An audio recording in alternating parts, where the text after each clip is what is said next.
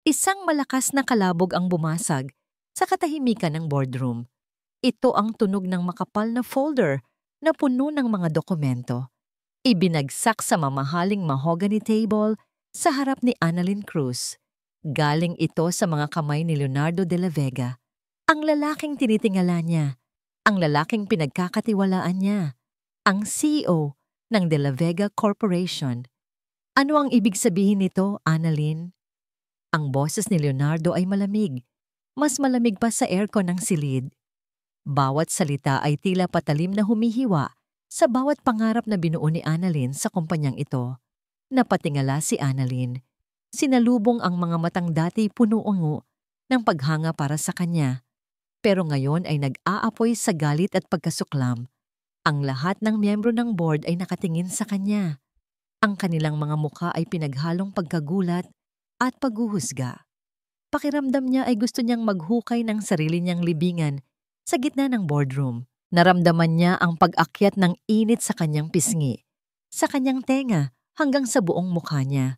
Kanina lang, bago siya pumasok sa silid na ito, puno siya ng kumpiyansa. Handa na niyang ipresenta ang proposal na pinagpuyatan niya ng ilang linggo. Ang proposal na magiging susi sana sa pinakamalaking proyekto ng De La Vega Corp. Pero ngayon, lahat ng yon ay naglaho. Sir? Iyon lang ang salitang nagawa niyang isatinig. Ang kanyang lalamunan ay tila pinipiga. Huwag mo akong tawaging sir, mariing sabi ni Leonardo. Ang panga niya ay naninigas. Isang ahas ang pinakain ko at pinatuloy sa sarili kong pamamahay. Ahas, traidor. Ang mga salita ay tumama sa kanya na parang mga bala. Hindi niya maintindihan paanong nangyari ito. Lahat ng pinaghirapan natin, lahat ng plano, ang Viridian Holdings, paano ba nila nalaman? Dagdag pa ni Leonardo, ang boses ay dumadagundong sa 4 na sulok ng silid. Itinuro niya ang folder. Nandito ang lahat ng ebidensya, Annalyn. Ang mga email, ang mga bank transfer sa pangalan mo. Ibinenta mo kami. Binuklat niya ang folder. Ang kanyang mga mata ay nanlalabo. Mga peking email, mga peking bank statement. Isang perpektong pagkakasala na itinahi para sa kanya. Hindi totoo yan, Sir Leonardo. Pakiusap niya. Ang boses ay nanginginig. Hindi ko po magagawa yan. Pero walang naniwala sa kanya. Ang katahimikan sa silid ay masakit. Ang bawat paghinga ay tila isang akusasyon. Nooy tumayo si Don Ricardo Villamore, ang pinakamatandang miyembro ng board at itinuturing na kanang kamay ng yumaong ama ni Leonardo. Lumapit ito sa kanya, isang nag-aalalang ekspresyon sa mukha nito. Annalyn, iha, malumanay na sabi nito. Ipinatong ang kamay sa kanyang balikat. Nakakabigla ito para sa aming lahat. Kung may problema ka sa pera, sana ay nagsabi ka. Ang paghipo nito ay nagbigay sa kanya ng pangingilabot. Nang magtama ang kanilang mga mata, nakita niya ito. Isang kislap, isang panandaliang ningning ng tagumpay sa likod ng maskara ng pag-aalala. Sa sandaling iyon, alam na niya. Alam na niya kung sino ang may gawa ng lahat. Pero huli na. You're fired, deklara ni Leonardo. Ang mga salita ay pinal at walang awa. Security, escort Miss Cruz out of the building. Siguraduhin ninyong hindi na siya makakabalik pa. 2 security guard ang marahang humawak sa kanyang braso. Wala na siyang lakas para pumalag. Ang kanyang katawan ay tila pag-aari na ng iba. Habang hinihila siya palabas, ang huling nakita niya ay ang mukha ni Leonardo. Isang mukha ng lalaking nasaktan, nagalit, at tuluyang nawala ng tiwala. Ang paglakad palabas ng boardroom, pababa sa elevator, at patawid sa lobby ay ang pinakamahabang paglalakbay sa kanyang buhay. Ang bawat matang nakatingin sa kanya ay tila isang karayom. Ang mga bulungan ay parang mga bubuyog na umuugong sa kanyang tainga. Paglabas niya ng naglalakihang salaming pinto ng De La Vega Tower, isang malakas na buhos ng ulan ang sumalubong sa kanya. na tila nakikidalamhati sa kanyang sinapit. Basang-basa siya sa loob lamang ng ilang segundo, ngunit wala siyang pakialam. Nakatayo lang siya roon, sa gitna ng agos ng mga taong nagmamadali. Nakatingala sa dambuhalang gusali kung saan niya inilaan ang kanyang buhay sa nakalipas na 3 taon. Ang sakit ay napakalalim, na tila binibiyak ang kanyang dibdib. Pero sa ilalim ng sakit na yon, may ibang pakiramdam na nagsimulang umusbong. Isang bagay na hindi niya inaasahan. Walang kamalay-malay, ang isang kamay niya ay dahan-dahang napunta sa kanyang tiyan. Hinaplos niya ito ng marahan. Isang sikretong siya lang ang nakakaalam. Isang sikretong nagbibigay sa kanya ng dahilan para hindi tuluyang gumuho. Sa gitna ng ulan, sa gitna ng kanyang pagkawasak, isang bulong ang kumawala sa kanyang mga labi. Kakayanin natin to, mga anak. Napayukos siya. Hinayaang tumulo ang mga luhang kanina pa niya pinipigilan. Ngayon ay humahalo na sa buhos ng ulan. Ang pait, ang galit, ang pagtataksil. Lahat ay nag-uumapaw. Dahan-dahan, itinaas niyang muli ang kanyang ulo, nakatingin pa rin sa tuktok ng gusali. Ang luhang dumadaloy sa kanyang pisngi ay napalitan ng isang bagong liwanag sa kanyang mga mata. Isang liwanag na malamig at matalim. Ikinuyom niya ang kanyang mga palad. Hindi ito ang katapusan. Para kay Leonardo de la Vega at kay Don Ricardo Villamore, ito ay simula pa lamang. Simula ng kanilang paghuhukom. Lumipas ang mga araw na naging linggo at ang mga linggo na naging buwan. Ang ulan na sumaksi sa kanyang pag-alis sa De La Vega Tower ay tila hindi na tumila sa loob ng kanyang puso. Iniwan ni Annalyn ang Maynila. Dala ang kahihiyan at ang kakarampot na ipon na naisubi niya. Umuwi siya sa isang maliit na apartment na malayo sa lahat ng nakakakilala sa kanya. Dito, sa 4 na sulok ng tahimik na silid, hinarap niya ang kanyang bagong katotohanan. Ang katotohanan ay hindi lang pala isang buhay ang dinadala niya sa kanyang sinapupunan. 5 maliliit na tibok ng puso ang sabay-sabay na umalingaw-ngaw sa malamig na silid ng isang public clinic, at sa sandaling iyon, ang bigat ng mundo ay tila tuluyang bumagsak sa kanyang mga balikat. Paano niya bubuhayin ang 5 sanggol ng mag-isa? Paano niya ipapaliwanag ang kanilang paglaki ng walang ama? Ang mga tanong ay parang mga aninong bumubulong sa kanya sa gabi, ngunit sa bawat sipa at galaw na nararamdaman niya mula sa kanyang sinapupunan, isang bagong determinasyon ang nabubuo. Hindi siya pwedeng sumuko, hindi para sa kanya, kundi para sa kanila. Ang araw ng kanyang panganganak ay dumating na parang isang bagyo. Walang kamay na hahawakan, walang pamilyang mag-aabang sa labas. Siya lang at ang matinding sakit na tila dumudurog sa kanyang buong pagkatao. Sa bawat pag-iri, isinisigaw niya ang pangalan ni Leonardo sa kanyang isipan, isang sigaw ng galit, ng sakit, ng pangungulila. At pagkatapos ng ilang oras na tila walang katapusan, narinig niya ito. Ang unang iyak. Sinundan ng isa pa, at isa pa, at isa pa, at isa pa. 5 malulusog na sanggol. 4 na lalaki at isang babae. 5 maliliit na milagro na ipinagkait ng tadhana na makilala ang kanilang ama. Habang yakap niya sila sa unang pagkakataon, ang mga luhang pumatak mula sa kanyang mga mata ay hindi na luha ng pait, kundi luha ng isang bagong uri ng pag-ibig na hindi niya akalaing posible. Miguel, Gabriel, Rafael, Lucio, at ang aking munting Serafina, bulong niya sa mga ito. Hinahalikan ang maliliit nilang noo.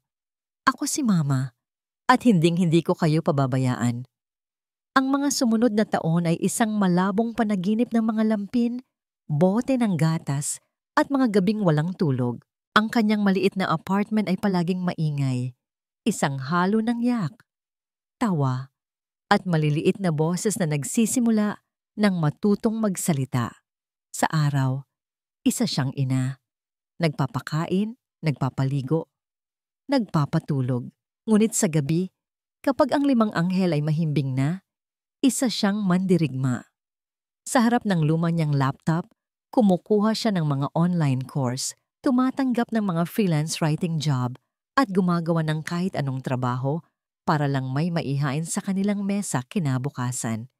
Ang ilaw mula sa screen ng laptop ang nagsilbing buwan sa kanyang madidilim na gabi.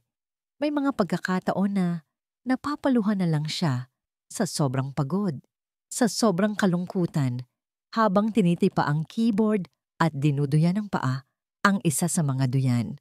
Isang gabi, habang gumagawa ng isang business analysis para sa isang maliit na kliyente, isang ideya ang pumasok sa kanyang isip.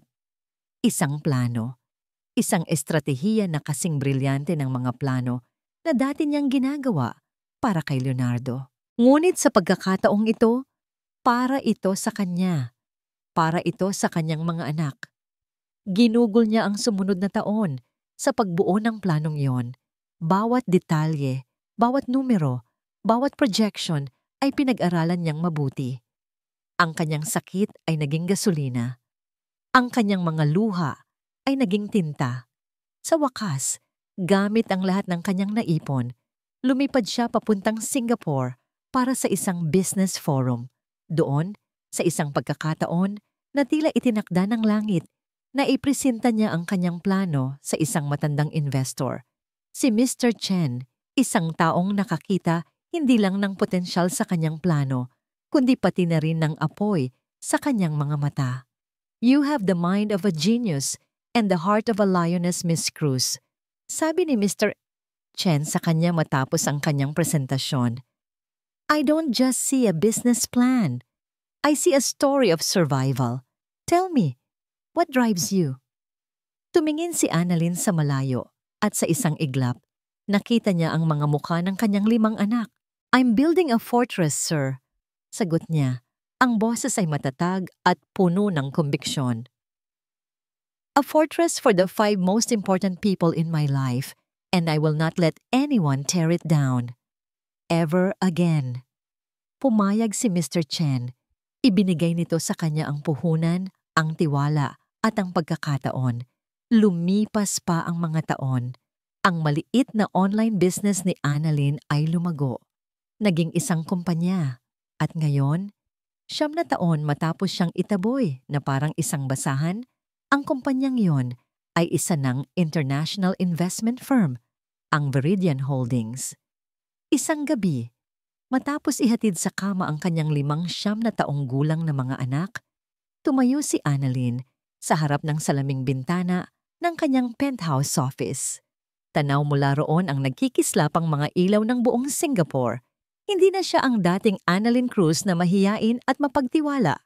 Ang babaeng nakatayo ngayon ay isang CEO, matatag, makapangyarihan, at may mga matang kayang magpatiklop ng tuhod ng sinumang lalaki. Tiningnan niya ang mga anak na mahimbing na natutulog sa monitor ng baby cam sa kanyang cellphone. Ang kanyang 5 bituin. Ang kanyang 5 dahilan. Para sa inyo ito, mga anak. Bulong niya sa sarili. Lahat ng ito ay para sa inyo. Ibibigay ko sa inyo ang buhay na nararapat sa inyo. At babawiin natin ang dignidad na ninakaw sa atin. Biglang tumunog ang kanyang private line. Sinagot niya ito. "Ma'am Annalyn," sabi ng boses sa kabilang linya, ang kanyang pinagkakatiwalaang executive assistant. "It's done. Veridian Holdings has successfully acquired the Prime North Reclamation Project. We beat them." Napakuyom si Annalyn ng kanyang kamao. Ang proyektong yon. Ito ang proyektong pinaghirapan niya noon, ang proyektong ginamit laban sa kanya. "It's time to go back to the Philippines," sabi pa ng assistant. Isang malamig na ngiti ang sumilay sa mga labi ni Annalyn. Ang 9 na taong paghihintay ay tapos na. "Prepare the jet," utos niya. Ang boses ay kalmado, ngunit may bigat ng isang paparating na unos. "It's time for the Queen to reclaim her board." Isang bahagyang ngiti ang gumuhit sa mga labi ni Leonardo de la Vega. Nasa palad niya ang lahat. Ang katahimikan sa boardroom ng De La Vega Corporation ay isang uri ng musika sa kanyang pandinig. Isang musika ng kapangyarihan, ng respeto at ng hindi matatawarang tagumpay. Bawat miyembro ng board ay nakatutok sa kanya, naghihintay sa kanyang huling salita. The Prime North Reclamation Project is more than just another development, deklara niya. Ang kanyang boses ay kalmado at puno ng awtoridad, umaalingaw-ngaw sa malawak na silid. It is a statement. It is the future of this company. At sa araw na ito, masasabi kong atin na ito. Kumpiyansa siya. Bakit hindi? Ang De La Vega Corp, ang pinakamalaki. Sila ang may pinakamagandang alok. Sila ang may koneksyon. Ang kompetisyon ay halos palamuti na lang. Ang pag-anunsyo ng panalo nila ay isang formalidad na lamang na hinihintay niya. Tumingin siya kay Don Ricardo Villamor na nakaupo sa kanyang kanan. Ang matanda ay tumango sa kanya, isang nangiti ng paghanga sa mga labi nito. Ang parehong nangiti na ibinibigay nito sa kanya mula pa noong araw na ipinasa sa kanya yan ng kanyang ama, ang pamamahala. Si Don Ricardo, ang kanyang mentor, ang kanyang gabay. Ang tiwala niya dito ay buo. Nagsimula na siyang magsalita muli para tapusin ang pulong nang biglang bumukas ng malakas ang pinto ng boardroom. Isang humahangos na assistant ang pumasok.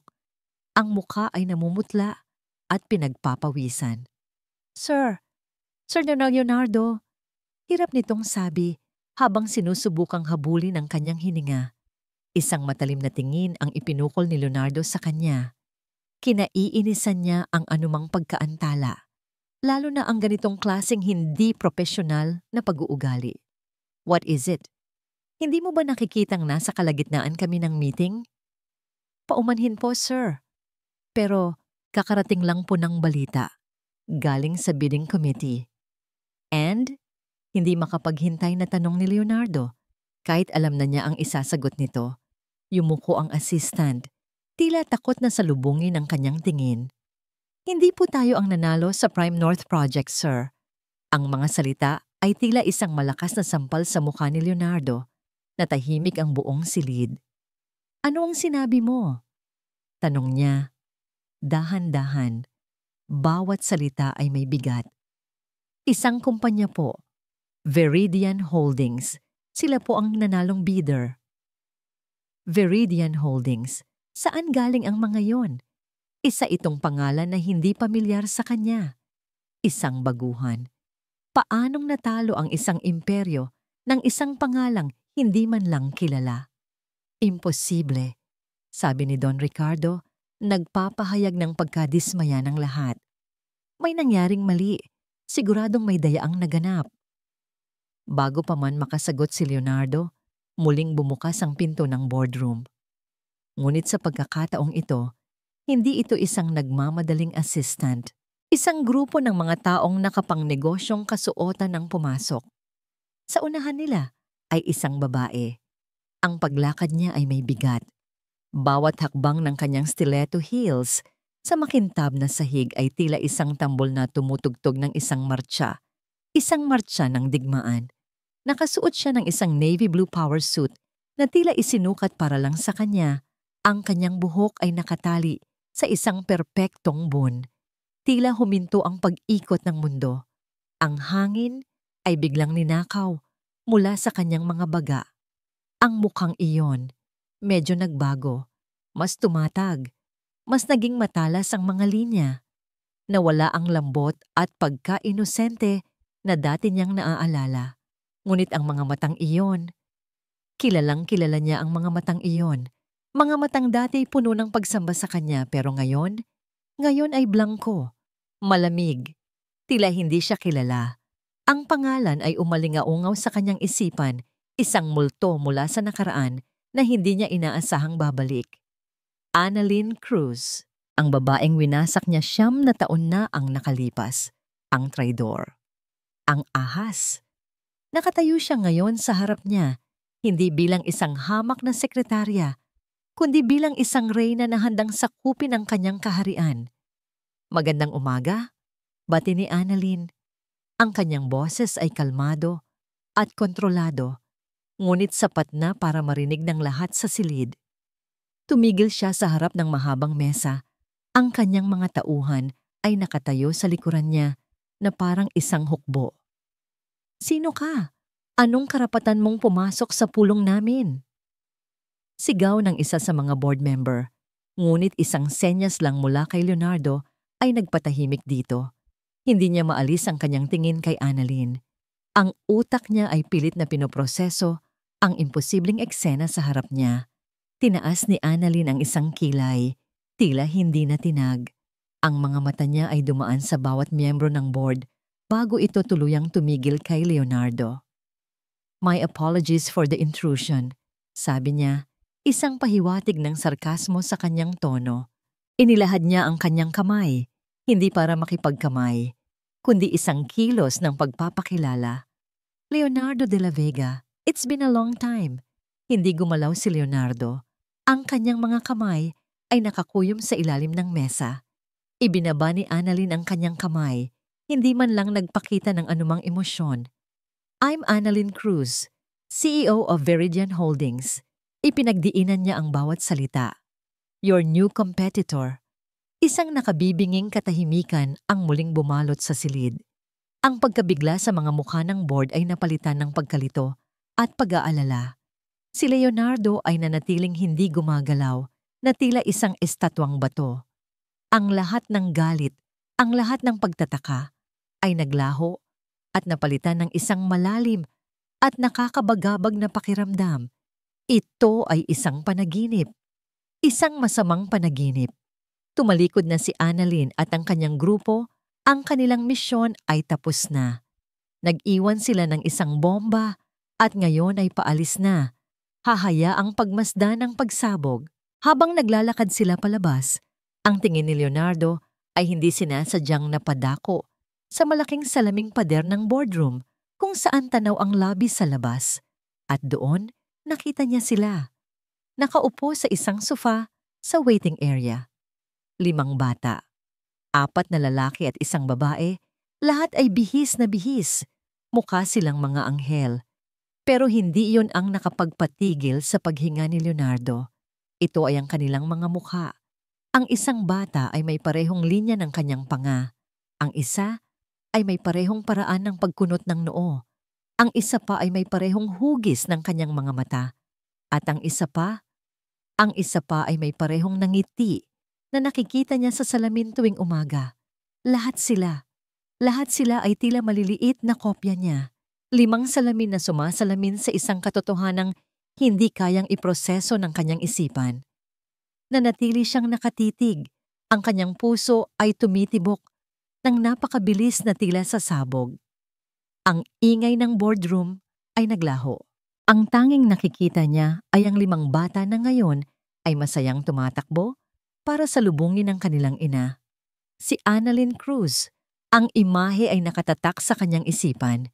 Ilang araw na ang lumipas mula noong pagbabalik ni Annalyn Cruz, ngunit sa tuwing ipipikit ni Leonardo ang kanyang mga mata, ang nakikita niya ay hindi ang mukha ng babaeng iyon na puno ng paghihiganti. Ang nakikita niya ay ang 5 maliliit na mukha sa lobby. 5 pares ng mga matang tila hinugot mula sa kanyang sariling refleksyon sa salamin. Nagkataon lang, bulong niya sa sarili, habang nakatayo sa harap ng malaking bintana ng kanyang opisina, tanaw ang syudad na tila nasa ilalim ng kanyang mga paa. Isang malupit na pagkakataon.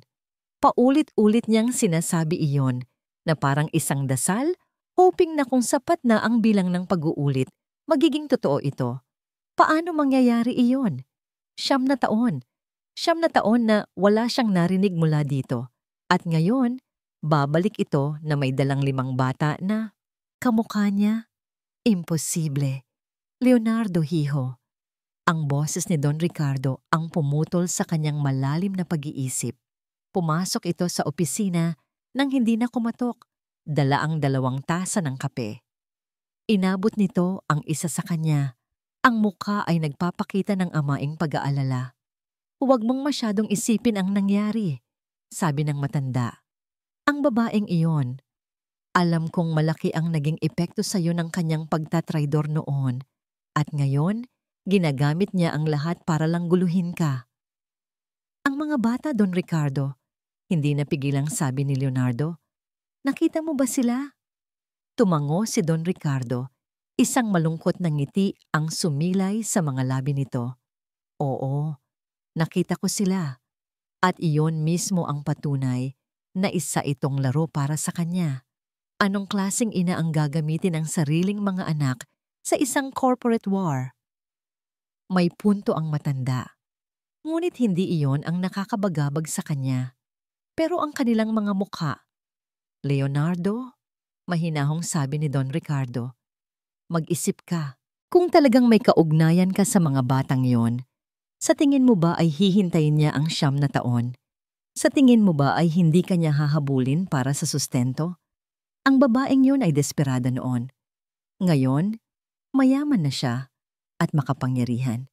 Ito ang perpektong ganti para sa kanya. Ang ipamukha sa iyo ang isang pamilyang hindi sa iyo, isang pamilyang kamukha mo para lang sirain ang iyong isip. Para patunayan ang kanyang punto, naglabas si Don Ricardo ng ilang mga litrato mula sa isang envelope. Pinahanap ko ang ilang impormasyon tungkol sa kanya noong nasa Singapore siya para maging handa tayo. Inilatag nito ang mga litrato sa mesa ni Leonardo. Mga litratong kuha ilang taon na ang nakalipas. Si Annalyn, masaya at tumatawa kasama ang isang lalaking banyaga. Sa isa pang litrato, kasama nila ang mga bata na mas maliliit pa. Mukha silang isang masayang pamilya. Isang pamilyar na galit ang muling umakyat sa puso ni Leonardo. Ang galit na naramdaman niya 9 na taon na ang nakalipas. Siyempre, ito ang paliwanag. Nagkaroon siya ng ibang lalaki, isang mayamang banyaga. At ngayon, ginagamit niya ang mga anak nila para sa kanyang paghihiganti. Nakikita mo na? Sabi ni Don Ricardo. Isa siyang manloloko noon at isa pa rin siyang manloloko ngayon. Huwag kang magpapadala sa kanyang mga pakana. Tumango si Leonardo. Itinapon ang mga litrato. Kailangan niyang mag-focus. May giyera silang kailangang ipanalo. Ngunit makalipas ang 1 linggo, muling yumanig ang kanyang mundo. Sa isang bidding para sa isang bagong telecommunications tower, muling nagharap ang De La Vega Corp at ang Viridian Holdings. Ang estratehiya ni Leonardo ay perpekto, isang agresibong takeover plan na walang sino man ang makakatapat. Ngunit natalo sila, at hindi lang sila natalo, dinurog sila. Ang counter-strategy ni Annalyn ay tila nabasa ang bawat galaw nila bago pa man nila ito gawin. Para itong isang master chess player na 10 hakbang na ang nauuna. Habang ipinapaliwanag ng kanyang team kung paano sila natalo, isang detalye ang kumuha ng pansin ni Leonardo. Isang multi-layered defensive investment scheme. Bigla, tila huminto ang oras. Naalala niya. Isang gabi, 9 na taon na ang nakalipas. Nasa opisina pa sila. Tinatapos ang isang report. Pagod na siya. Pero si Annalyn, na sekretarya pa lang niya noon, ay puno ng enerhiya. Sir, paano po kung ganito? Imbes na isang malaking atake, maglatag tayo ng maliliit na traps sa market. Parang safety net. Kahit anong gawin ng kalaban, may sasalo sa atin. We can call it a multi-layered defensive investment. Tinitigan niya ito noon, namangha sa talas ng isip nito. Isang ideyang hindi niya naisip. Isang ideyang napakatalino. Ngunit dahil sa abala, nakalimutan na niya iyon. Ngayon, ang ideyang iyon, ang ideyang mula mismo kay Annalyn, ang ginamit nito para talunin siya. Ang pagdududa ay bumalik, mas malakas kaysa dati. Ang kwento ni Don Ricardo ay hindi na magkakatugma. Kung si Annalyn ay isang simpleng manloloko, paano niya nagagawa ang mga ito? Kung siya ay isang traidor, bakit ang mga ideya niya noon ang nagpapalago sana sa kumpanya? Hindi na niya matiis. Kailangan niya ng sarili niyang mga sagot. Nang gabing iyon, gumawa siya ng isang tawag na walang sino mang nakakaalam. Isang pribadong investigador. Gusto kong malaman ang lahat tungkol kay Annalyn Cruz at sa Viridian Holdings. Mariing utos niya. At gusto kong malaman ang lahat tungkol sa 5 anak niya. Bawat detalye, walang palalagpasin. Lumipas ang ilang araw. Isang gabi, habang nag-iisa sa kanyang opisina, isang email ang dumating galing sa investigador. Ang subject, Initial Report. Nag-aalangan man, binuksan niya ito. Ang laman ay mga litrato, ngunit hindi ito tulad ng mga litratong ipinakita ni Don Ricardo. Ang mga ito ay candid, kuha mula sa malayo. Si Annalyn sa isang park, tinutulak ang kanyang anak na babae sa duyan. Ang tawa sa mukha ng bata ay totoo. Ang pagmamahal sa mga mata ni Annalyn ay hindi maitatanggi. Isa pang litrato. Pinupunasan ni Annalyn ang tsokolate sa bibig ng isa sa kanyang mga anak na lalaki. Ang eksena ay simple, ordinaryo, puno ng pag-aaruga. Habang tinitingnan niya ang mga litrato, isang kakaibang kirot ang naramdaman niya sa kanyang dibdib. Isang panghihinayang na hindi niya maintindihan. Ito ang babaeng winasak niya. Ngunit sa mga litratong ito, hindi isang halimaw ang nakikita niya, kundi isang ina. Biglang nag-vibrate ang kanyang cellphone, isang bagong email mula sa investigador. Ang subject, urgent follow-up. Sir, tingnan niyo po ito. Mabilis niyang binuksan ang attachment. Ito ay mga scanned documents. Binuksan niya ang unang file, isang birth certificate. Pangalan, Miguel Reyes Cruz pangalan ng ina. Annalyn Reyes Cruz pangalan ng ama. Isang blankong linya, ngunit ang mga mata ni Leonardo ay napako sa isang petsa. Petsa ng kapanganakan.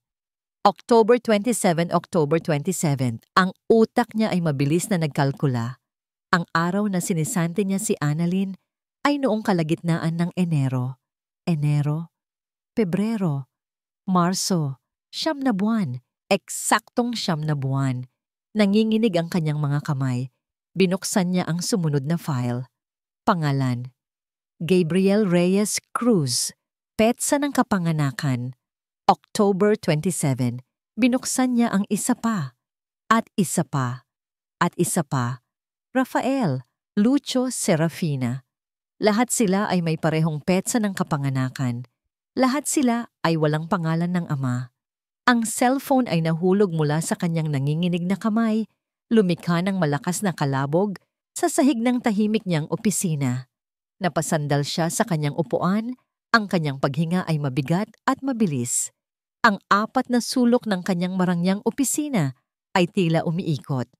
Ang pagdududa ay hindi na isang bulong. Ito ay isang sigaw, isang nakabibinging sigaw na sumisira sa bawat kasinungalingang pinaniwalaan niya sa loob ng 9 na taon. May mga matang nakamasid. Nararamdaman ito ni Annalyn sa batok niya. Isang uri ng malamig na kuryente na gumagapang sa kanyang balat sa mga hindi inaasahang pagkakataon. Kapag nagmamaneho siya papunta sa opisina, kapag kumakain siya ng tanghalian sa isang restaurant, kahit kapag nasa playground siya kasama ang kanyang mga anak. Alam niyang si Leonardo yon, o isang taong inutusan nito. Simula nang bumalik siya, ang digmaan sa pagitan ng Viridian at De La Vega ay naging laman ng bawat business section ng mga pahayagan. Bawat galaw niya ay sinusuri. Bawat tagumpay niya ay tila isang personal na sampal sa ego ni Leonardo. Ngunit ang pagmamanman na ito ay iba. Mas personal. Mas mapanganib. Dahil dito, mas naging mahigpit siya sa pagbabantay sa kanyang 5 kayamanan. Ang kanyang mga anak ang kanyang kahinaan. At alam niyang alam iyon ni Leonardo. Mama, are we there yet? Tanong ni Serafina mula sa likod ng sasakyan. Ang boses nito ay puno ng excitement. Ngumiti si Annalyn, tiningnan ng mga anak mula sa rearview mirror. Lahat sila ay nakasuot ng kanilang pinakamagandang damit, handa para sa family day sa kanilang eskwelahan. Ito ang mga araw na pinahahalalagahan niya, mga araw na siya ay si mama lang, hindi ang CEO ng Beridian Holdings. "Malapit na tayo, baby," sagot niya. "Sana manalo tayo sa three-legged race, Mama." Sigaw naman ni Miguel, ang panganay. "Oo naman, tayo ang pinakamatibay na team," sagot niya. Ang kanyang tawa ay umaalingaw-ngaw sa loob ng sasakyan. Ngunit sa ilalim ng tawanan at kasayahan, may isang maliit na tinik na palaging nakatusok sa kanyang puso. Ang mga okasyong tulad nito ang pinakamasakit. Sa paligid nila, makikita niya ang mga buong pamilya, mga ama na buhat-buhat ang kanilang mga anak, mga nanay na nakangiting nakatingin sa kanilang asawa. Si Leila, sila lang. Siya at ang kanyang 5 bituin.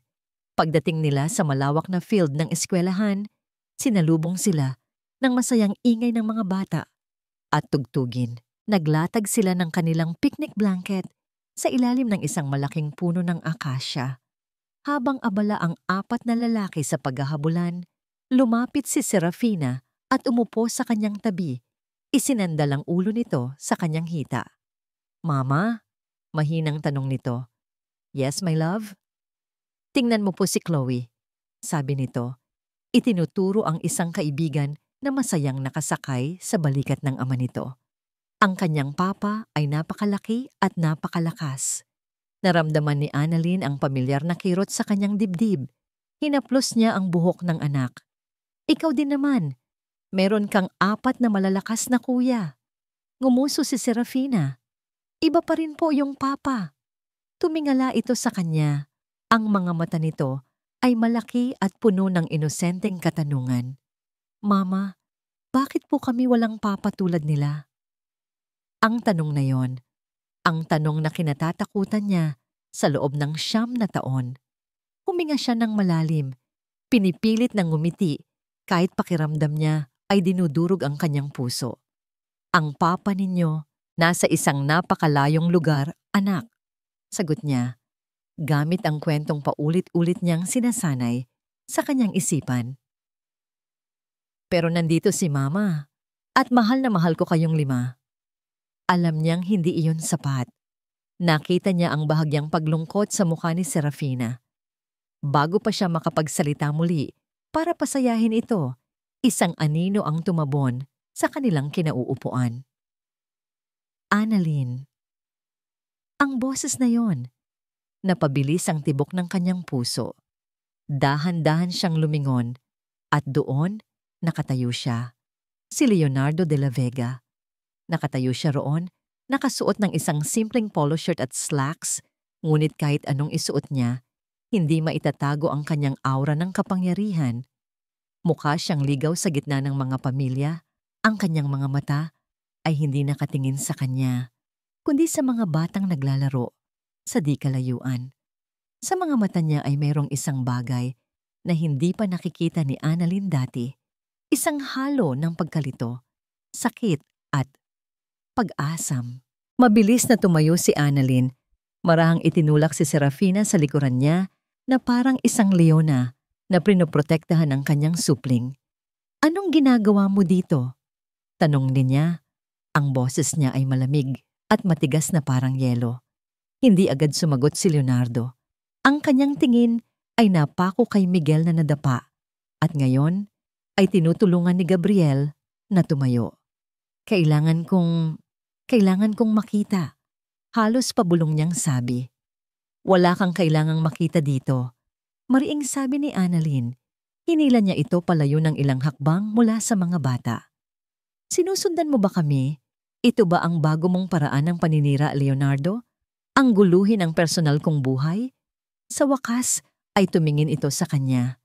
Ang mga mata nila ay nagtagpo at sa isang iglap, nakita niya ang lalaking minahal niya noon.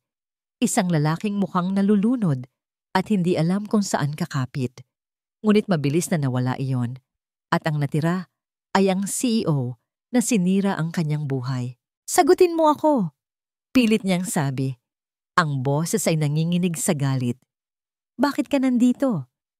"Ang mga birth certificate," sabi nito. Ang boses ay paos. "Nakita ko. October 27. Nanigas si Annalyn. Kaya pala. Nalaman na niya. Pero imbes na makaramdam ng tagumpay, takot ang kanyang naramdaman. Layuan mo ang mga anak ko, utos niya. Bawat salita ay puno ng babala. Wala kang karapatan sa kanila. Nawala mo ang karapatang iyon 9 taon na ang nakalipas noong tinawag mo akong ahas at traidor sa harap ng lahat. Isang guhit ng sakit ang dumaan sa mukha ni Leonardo. Tila gusto niyang magsalita, ngunit nag-aalangan siya. Ang pagkalito sa kanyang mukha ay halos nakakaawa, kung hindi lang dahil sa galit na nararamdaman ni Annalyn. Hindi ko alam kung anong laro ito, Annalyn. Sa wakas ay sabi nito, ang boses ay bumalik sa pagiging malamig at mapaghusga. Tila ang impluensya ni Don Ricardo ay mas malakas kaysa sa ebidensyang nakita ng sarili niyang mga mata. Pero hindi ako maniniwala sa'yo. Ang mga salitang yon ay isang sampal, isang pangalawang beses na pagtataksil. Matapos ang lahat, sa kabila ng lahat, pinipili pa rin niyang huwag maniwala. Umalis ka na, sabi ni Annalyn. Ang kanyang boses ay walang emosyon. Puno na siya. Umalis ka na, bago pa ako tumawag ng security. Tinitigan siya ni Leonardo ng ilang sandali na parang may gusto pa itong sabihin, ngunit sa huli ay tumalikod ito at nagsimulang maglakad palayo. Isang malungkot at nag-iisang figura sa gitna ng masayang pagdiriwang. Napapikit si Annalyn, sinusubukang pakalmahin ang kanyang nanggagalaiting puso. Nang magmulat siya, bumalik siya sa kanyang mga anak. Isang pilit na ngiti sa kanyang mga labi. Okay, sinong gustong kumain ng ice cream? Masayang tanong niya. Sinusubukang ibalik ang nawalang saya. Ako! Sabay-sabay na sigaw ng 4. Ngumiti siya. Okay, let's count. Miguel, 1. Gabriel, 2. Rafael, 3. Serafina, 4. At si... Natigilan siya. Lumingalinga siya sa paligid. Nasaan si Lucho? Tanong niya. Kasama ko po siyang naglalaro kanina, Mama. Sabi ni Rafael, itinuturo ang slide. Pero pumunta po yata siya sa may comfort room. Isang kaba ang biglang gumapang sa kanyang dibdib. Sige, hintayin ninyo ako dito. Huwag kayong aalis. Mabilis siyang naglakad papunta sa comfort room. Ang kanyang mga hakbang ay pabigat ng pabigat. Lucho! Lucho, anak! Walang sumasagot. Nagtanong siya sa gwardiya. Nagtanong siya sa ibang mga magulang. Walang nakakita kay Lucho. Ang kanyang paghinga ay naging mabilis. Ang kanyang puso ay kumakabog na parang tambol. Bumalik siya sa kanyang mga anak. Ang panik ay nagsisimula nang lamunin ang kanyang buong pagkatao. Biglang tumunog ang kanyang cellphone. Isang hindi pamilyar na numero. Sinagot niya ito. Nanginginig ang kamay. Hello? Miss Annalyn Cruz? Tanong ng isang boses sa kabilang linya. Ito po si Teacher Liza, ang advisor ni Lucho. Teacher Liza, yes. Kasama niyo po ba si Lucho? Hindi po namin siya makita. Isang sandaling katahimikan. Miss Cruz, iyon nga po ang dahilan kung bakit ako tumatawag. May isa pong parent na nagsabi na nakita raw po niya si Lucho kanina. May kasama po siyang isang lalaki na palabas ng gate ng school. Ang mundo ni Annalyn ay huminto sa pag-ikot. Sino? Sinong lalaki? Hindi po nila namukhaan, ma'am, pero may naiwan po si Lucho. Ang telepono ay halos mahulog mula sa kanyang kamay. Ang kanyang pinakamasamang bangungot ay nagkakatotoo. Mama, what's wrong? Tanong ni Miguel. Nakikita ang takot sa kanyang mukha.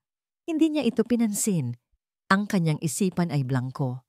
Maliban sa isang pangalan na paulit-ulit na umuulit, Leonardo. Ngunit bago pa man niya matapos ang pag-iisip na yon, isang text message ang dumating mula kay Teacher Liza. Isang litrato. Ang litrato ng bagay na naiwan ni Lucho. Isang maliit, makinang na bagay. Isang silver na cufflink. Isang cufflink na may nakaukit na logo ng De La Vega Corporation Ang katahimikan sa loob ng sasakyan ay nakabibingi. Kanina lang, ang sasakyan ay puno ng tawanan at kantahan. Ngayon, tanging ang mahihinang hikbi na lang ni Serafina ang maririnig habang yakap-yakap ito ng kanyang Kuya Miguel. Si Gabriel at Rafael naman ay tahimik lang na nakatingin sa labas ng bintana. Ang kanilang mga mukha ay blanko sa pagkalito at takot. Si Annalyn ang nasa manibela, ngunit tila hindi siya ang nagmamaneho. Ang kanyang mga kamay ay mahigpit na nakakapit dito. Ang kanyang mga buko ay puting-puti na. Ang kanyang mga mata ay nakatutok sa daan, ngunit ang kanyang isipan ay nasa ibang lugar. Isang madilim na lugar kung saan ang lahat ng kanyang kinatatakutan ay nagkakatotoo. Lucho, ang kanyang bunso, ang pinakamalikot at pinakapalangiti sa lahat. Nawawala. Kinuha. Ang cufflink, ang logo ng De La Vega. Isang nag-aapoy na galit ang pumalit sa takot na kanina'y lumalamon sa kanya. Ang galit na ito ay mas pamilyar, mas madaling hawakan. Ito ang galit na nagpalakas sa kanya sa loob ng 9 na taon. Pagdating nila sa kanilang penthouse, mabilis niyang ibinilin ang 4 na bata sa kanilang yaya na naghihintay na may pag-aalala. Huwag na huwag ninyong iiwan ang mga bata. I-lock ang lahat ng pinto. Walang pwedeng pumasok o lumabas. Hindi na niya hinintay ang sagot. Tumalikod siya at muling sumakay sa elevator. Ang kanyang destinasyon ay malinaw na sa kanyang isipan. Ang mga pulis ay nasa eskwelahan na, kumukuha ng mga pahayag. Ngunit alam ni Annalyn na may isang tao siyang kailangang harapin. Isang taong may utang na sagot sa kanya. Ang biyahe papuntang De La Vega Tower ay tila isang karera laban sa oras. Bawat pulang ilaw ay isang pagsubok sa kanyang pasensya. Bawat busina ay isang dagdag na ingay sa kanyang magulong isipan. Sa lobby ng De La Vega, hindi na niya pinansin ang receptionist na sumusubok na pigilan siya. Dire-diretso siya sa private elevator. Ang kanyang access card mula sa nakaraan ay matagal nang wala. Ngunit ang galit sa kanyang mga mata ay sapat na para mapaatras ang sinumang harang sa kanya. Ang pinto ng opisina ni Leonardo ay bumukas ng malakas dahil sa kanyang tulak. Nandoon siya, nakaupo sa kanyang trono, sa likod ng kanyang dambuhalang mesa. Kasama niya si Don Ricardo at pareho silang napatingin sa kanya, gulat na gulat. Annalyn, Hindi na natapos ni Leonardo ang kanyang sasabihin. Mabilis na lumapit si Annalyn sa mesa nito at ibinagsak ang maliit na plastic bag na naglalaman ng cufflink. Ang tunog ng pagtama nito sa kahoy ay tila isang putok ng baril sa tahimik na opisina. Nasaan ang anak ko? Ang tanong ay hindi isang pakiusap. Ito ay isang akusasyon, isang utos. Tumayo si Leonardo. Ang kanyang muka ay nagpapakita ng matinding pagkalito. Anong ibig mong sabihin? Huwag ka nang magkunwari, Leonardo. Sigaw ni Annalyn. Ang kanyang boses ay basag na. Nawawala si Lucho. Kinuha siya sa eskwelahan at naiwan ito ng taong kumuha sa kanya. Itinuro niya ang cufflink. Sabihin mo sa akin, gaano ka nakabaliw para idamay ang isang bata sa ating laban? Gaano ka nakadesperado para saktan ang sarili mong? Natigilan siya. Halos masabi na niya ang katotohanang inilihim niya sa napakatagal na panahon. Si Don Ricardo ang unang nakabawi mula sa pagkabigla. Lumapit ito kay Annalyn, ang kanyang mukha ay puno ng pekeng awa. Iha, huminahon ka. Ano bang nangyayari? Nawawala ang isa sa mga anak mo? Tiningnan siya ni Annalyn ng may pagkasuklam. Alam kong may kinalaman ka dito. Annalyn, ano ba yung sinasabi mo? Sabi ni Leonardo, ang kanyang tingin ay napako sa cufflink. Kinuha niya ito at nakita ni Annalyn ang pagbabago sa kanyang mukha. Pagkilala at pagkatapos, takot. Imposible. Bulong nito. Nakikita mo na? Sabi ni Annalyn. Ang kanyang boses ay puno ng pait. Isa sa mga laruan ng mga alipores mo ang naiwan sa crime scene. Ngayon, ibalik mo sa akin si Lucio bago pa ako gumawa ng isang bagay na pagsisisihan nating lahat. Mag-ingat ka sa iyong mga sinasabi, Annalyn. Mahinahong sabad ni Don Ricardo. Lumapit ito kay Leonardo at bumulong. Leonardo, baka pain lang ito. Isang palabas para makakuha siya ng pera o simpatiya mula sa'yo. Huwag kang maniniwala. Ang mga salita ng matanda ay tila lason na muling pumasok sa isipan ni Leonardo. Nakita ni Annalyn ang pag-aalinlangan sa mga mata nito. Ang pagdududa na pumatay sa kanilang relasyon noon ay muling bumabalik para sirain ang anumang pag-asa na natitira. Ngunit may iba sa reaksyon ni Leonardo ngayon. Hindi ito purong galit, may takot. Mayroong isang bagay sa cufflink na yon na nakapagpabagabag sa kanya ng husto. Sino ang huli mong binigyan nito? Tanong ni Leonardo sa sarili. Sapat na para marinig ni Annalyn. Imbestigahan ko ito, Annalyn, sabi ni Leonardo sa wakas. Ang kanyang boses ay seryoso. Pero kailangan mong umalis ngayon. Alis lang ako kapag kasama ko na ang anak ko. Security! Sigaw ni Leonardo. 2 guard ang mabilis na pumasok. Nagsimulang magpumiglas si Annalyn habang marahan siyang hinihila palabas. Ang kanyang mga mata ay hindi humiwalay kay Leonardo. Nagbabaga sa galit at desperasyon. Kung may mangyaring masama sa anak ko, Leonardo de la Vega, sigaw niya habang isinasara ang pinto. Sisiguraduhin kong babagsak ka kasama ko. Nang maisara ang pinto, naiwan ang 2 lalaki sa katahimikan. Hinawakan ni Leonardo ang cufflink. Paulit-ulit niya itong pinagmasdan. Ang isip niya ay naglalaro ng mga posibilidad. Bawat isa ay mas masahol kaysa sa nauna. Don Ricardo, sabi niya, hindi tumitingin sa matanda. Ang mga cufflink na ito, limited edition. Alam ko, hiho. Isang regalo mo sa mga pinagkakatiwalaan mo. Sagot ng matanda. Ang boses ay kalmado pa rin. Ilang piraso lang ang ipinagawa ko. Para sa akin, sa mga kapatid ng aking ama, at sayo. Tumingin siya ng diretso kay Don Ricardo. Ikaw? Si Tito Miguel. At si Tita Elena. Kayo lang. Isang halos hindi mapansing kaba ang dumaan sa mukha ni Don Ricardo. At anong punto mo, Leonardo? Hindi sumagot si Leonardo.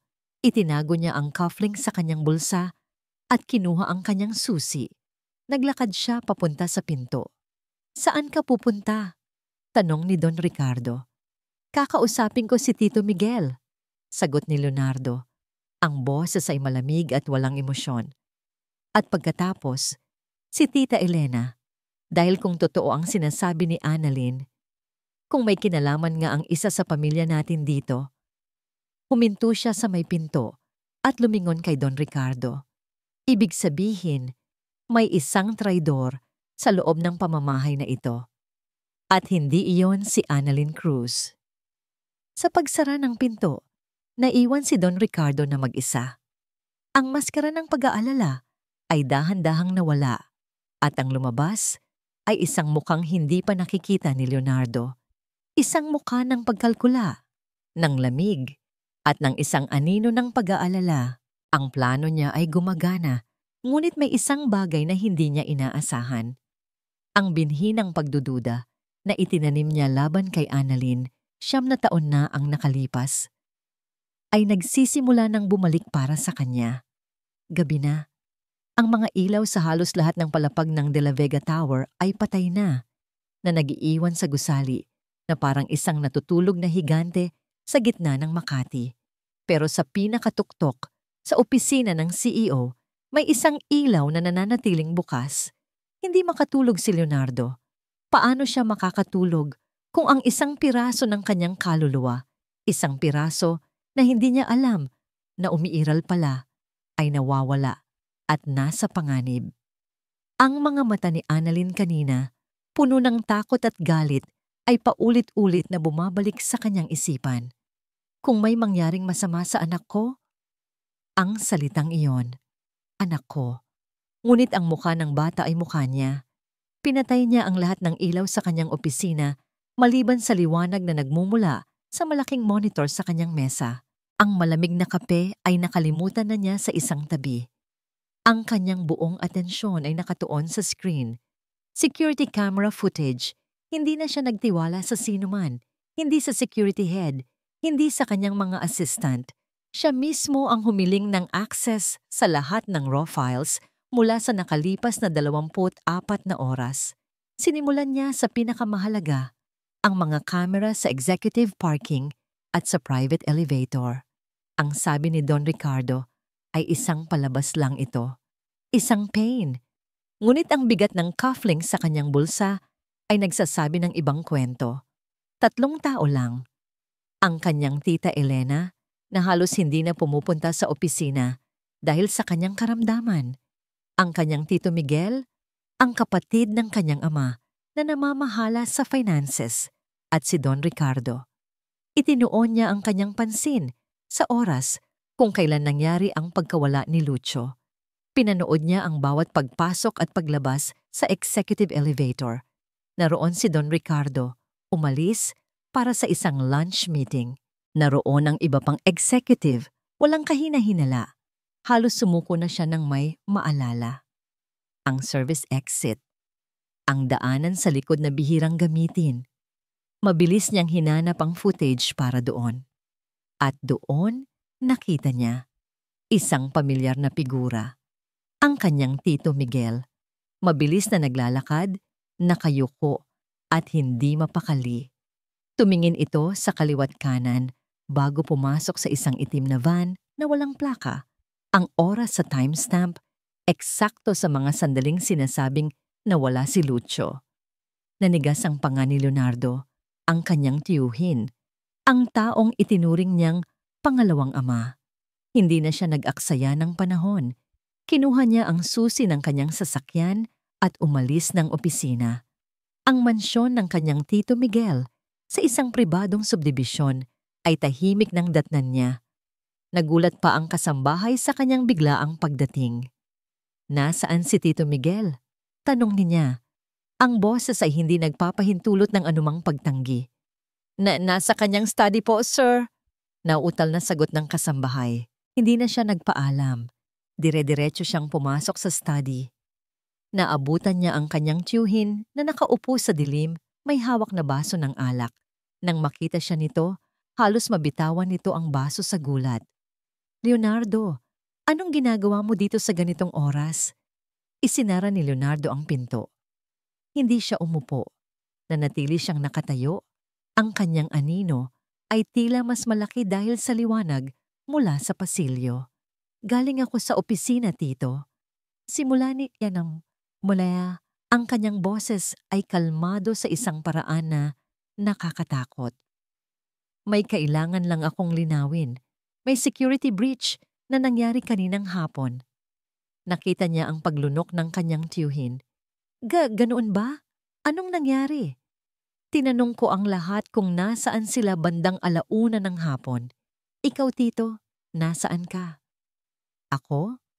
Biglang naging abala ang matanda sa pag-aayos ng mga gamit sa kanyang mesa. May meeting ako. Sa labas, isang kliyente. Talaga? Dahil nakita kita sa CCTV, sabi ni Leonardo. Ang kanyang mga mata ay matalim na nakatitig sa matanda. Sa service exit, sumakay ka sa isang itim na van. Namutla si Miguel. Ang panginginig ng kanyang mga kamay ay hindi na maitago. Hindi ko alam ang sinasabi mo. Baka nagkakamali ka lang ng tingin. Huwag na tayong maglokohan, tito, sabi ni Leonardo. Ang kanyang boses ay bahagyang tumaas na. Nawawala ang anak ni Annalyn Cruz at may naiwang cufflink na katulad ng sayo sa lugar kung saan siya huling nakita. Wala akong kinalaman dyan, sigaw ni Miguel. Tumayo ito. Bakit mo ako pinagdududahan, pamangkin? Matapos ang lahat ng ginawa ko para sa pamilyang ito. Ngunit ang takot sa mga mata nito ay isang pagsuko, isang pag-amin. Hindi ikaw ang nag-utos nito, sabi ni Leonardo, na tila nagsasalita sa sarili. Hindi mo ito kayang gawin mag-isa. May nag-utos sa'yo. Sino? Hindi sumagot si Miguel. Napaupo na lang ito. Talunan. Tumalikod si Leonardo. Sapat na yon para sa kanya. Ang katahimikan ng kanyang tiyuhin ay ang pinakamalakas na kumpirmasyon. Bumalik siya sa kanyang opisina. Ang kanyang isip ay nagliliyab. Ang kanyang tiyuhin ay isang taksil. Ngunit sino ang puppeteer? Sino ang may sapat na kapangyarihan para utusan ang isang De La Vega na traidurin ang sarili niyang pamilya? Ang sagot ay isa lang, ngunit kailangan niya ng patunay. Binuksan niya ang kanyang computer gamit ang kanyang pinakamataas na access bilang CEO. Pinasok niya ang financial records ng kumpanya. Hinanap niya ang personal accounts ng kanyang Tito Miguel. At doon, nakita niya isang malaking wire transfer na ginawa 2 araw na ang nakalipas. Milyon-milyong piso. Galing sa isang kumpanyang hindi pamilyar. Montemayor Logistics. Mabilis niyang ipinasok ang pangalan ng kumpanya sa isang search engine, nagbabayad para sa isang deep corporate background check. Ang resulta ay lumabas sa loob lamang ng ilang minuto. Ang Montemayor Logistics ay isang shell company. Itinatag 3 buwan lang ang nakalipas at ang nag-iisang pangalan sa board of directors, ang taong nagmamay-ari nito, ay isang kilalang-kilalang abogado at business associate ni Don Ricardo Villamore. Ang hangin ay tila ninakaw mula sa baga ni Leonardo. Lahat ng ito, ang pagmamanipula 9 na taon na ang nakalipas. Ang patuloy na paglalason sa kanyang isipan laban kay Annalyn. Ang pagtatraidor ng kanyang sariling tiyuhin. Lahat ay konektado. Lahat ay nagmumula sa iisang tao. Ang taong pinagkatiwalaan niya ng higit kanino man. Isang galit na hindi niya panaramdaman sa buong buhay niya ang bumalot sa kanya. Isang galit na mas matindi pa sa naramdaman niya para kay Annalyn noon. Ito ay galit na nag-ugat sa kataksilan ng isang taong itinuring niyang pamilya. Mabilis siyang tumayo at naglakad papunta sa katabing opisina, ang opisina ni Don Ricardo. Sarado. Nakalock. Ginamit niya ang kanyang master keycard. Ang opisina ay marangya at malinis. Walang anumang bakas ng kasamaan. Ngunit alam ni Leonardo na naroon lang iyon, nagtatago. Sinimulan niyang halughugin ang lugar, mga drawer, mga cabinet, walang kahit ano. Halos sumuko na siya nang mapansin niya ang isang bookshelf. Isa sa mga hilera ng libro ay tila mas bago kaysa sa iba. Itinulak niya ito. Isang mahinang click ang narinig niya. Ang buong bookshelf ay dahan-dahang gumalaw. Umuurong papasok sa pader at inilalantad ang isang madilim na lagusan. Pumasok si Leonardo. Ang bumungad sa kanya ay hindi isang simpleng taguan. Ito ay isang war room. Ang isang pader ay puno ng mga financial chart ng De La Vega Corp na may mga pulang arrow na nakaturo sa mga kahinaan nito. Ang isa pang pader ay may mga larawan at profile ng bawat board member na may mga sulat kamay na tala tungkol sa kanilang mga utang, mga bisyo at mga sikreto. Ngunit ang nasa gitnang pader ang nagpatigil sa pagtibok ng kanyang puso. Doon, sa gitna ng isang malaking corkboard, ay isang malaking litrato ni Annalyn. Sa paligid nito ay ang mga litratong kuha ng kanyang investigador, ang kanyang 5 anak. May mga pulang sinulid na nagkokonekta sa bawat bata, papunta sa family tree ng De La Vega. At mula roon, papunta sa mga detalye ng kanilang trust funds, mga mana, at mga ari-arian. At sa pinakatuktok ng board, nakasulat sa malalaking pulang letra ang pangalan ng buong operasyon, Project Legacy's End. Sa sandaling iyon, naunawaan ni Leonardo ang lahat. Hindi ito simpleng corporate takeover. Hindi ito simpleng paghihiganti. Ito ay plano para sa total na anihilasyon. Ang pagwasak sa lahat ng itinayo ng kanyang ama. Ang pagwasak kay Annalyn. At ang pagkuha sa pinakamahalagang asset ng De La Vega, ang susunod na henerasyon, ang kanyang mga anak. Ang bawat hibla ng pulang sinulid sa war room ni Don Ricardo ay tila isang ugat na sumasakal sa paghinga ni Leonardo. Ang bawat litrato ng kanyang mga anak, na may mga numerong nakasulat sa ibabaw na parang mga baka sa isang auction ay isang saksak sa kanyang puso. Naintindihan na niya ngayon. Si Annalyn ay hindi isang ahas na pumasok sa kanyang paraiso. Si Annalyn ay ang unang biktima, ang unang piyesa na isinakripisyo sa masalimuot na chess game na ito. At siya ang hari na naging sunod-sunurang alipin, bulag na inilagay ang sariling kaharian sa bingit ng pagkawasak. Isang pagsisisi na mas malalim pa sa karagatan ang lumunod sa kanyang buong pagkatao. 9 na taon. 9 na taon ng kasinungalingan.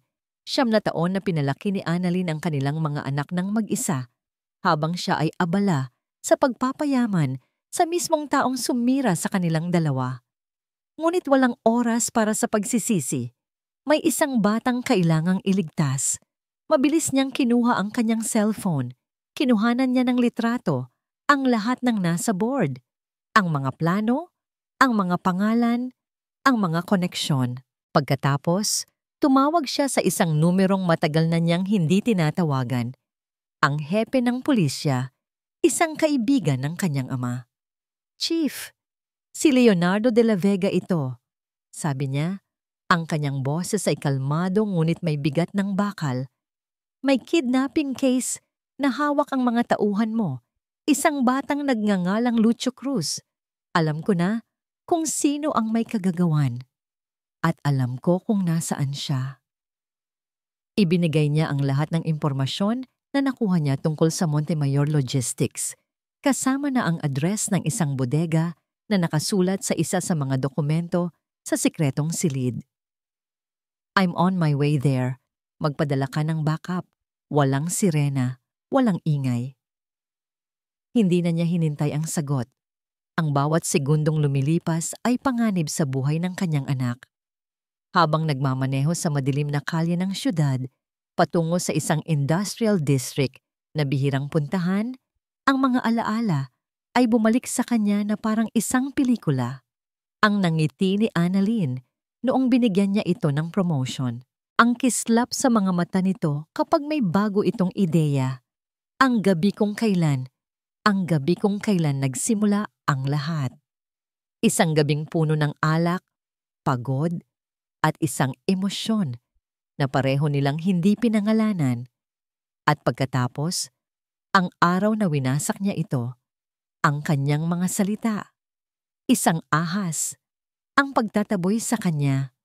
"Patawarin mo ako, Annalyn." Bulong niya sa kawalan. Ang mga salita ay puno ng sakit. "Patawarin mo ako."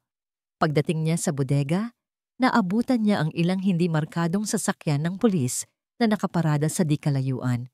Sumenya sa kanya ang hepe. Nasa loob siya. "Leonardo," sabi ng hepe. "Ang tiyuhin mo, si Miguel. Siya lang ang nasa loob kasama ang bata. Mukhang naghihintay siya ng utos." "Ako na ang papasok," desididong sabi ni Leonardo. Masyadong mapanganib. "Pamilya ko ang nasa loob," mariing sagot ni Leonardo. Ang kahulugan ng salitang pamilya ay mas malawak na ngayon. "Bigyan ninyo ako ng 5 minuto." Pumayag ang hepe. Dahan-dahang lumapit si Leonardo sa kinakalawang na pinto ng bodega. Hindi ito nakalock. Sa loob, ang tanging ilaw ay nagmumula sa isang bumbilya na nakabitin sa gitna. Sa ilalim nito, sa isang upuan, nakaupo ang isang maliit na bata. Si Lucio. Mukhang hindi ito sinaktan, ngunit ang takot ay bakas sa kanyang mukha. Sa isang tabi, nakatayo ang kanyang tito Miguel, palingalinga. Ang cellphone ay nasa kanyang tainga. Hindi pa siya tumatawag. Narinig ni Leonardo na sabi ni Miguel sa kausap nito, "Anong gagawin ko sa bata?" "Pakawalan mo na siya, tito." Ang boses ni Leonardo ay umalingaw-ngaw sa loob ng malawak na bodega.